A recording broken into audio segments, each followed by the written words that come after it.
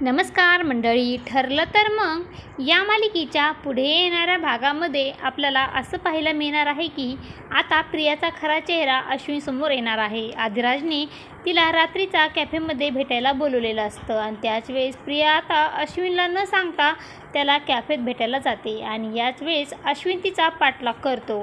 त्यानंतर अश्विनने त्या दोघांनाही एकत्र बघून त्यांचं बोलणं ऐकलेलं असतं आणि घरी आल्यानंतर आता अश्विन हा प्रियाला जाब विचारू लागतो की तू एवढ्या रात्री कुठे गेली होतीस आणि घरी येण्या अगोदर तू कपडेही चेंज केलेस. तर प्रियाची बोलती बंद झालेली असते.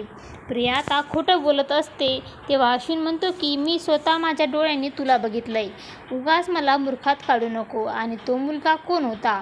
प्रिया नाटक करत असते की अरे तो फक्त माझा एक चांगला मित्र आहे. आणि अश्विन रागातच म्हणतो की मग तू मित्राला मिठी मारतेस का? आता मला विश्वास बसलाय. दादा आणि वहिनी तुझ्याबद्दल जे काही बोलत होते ना ते सगळं खरं आहे.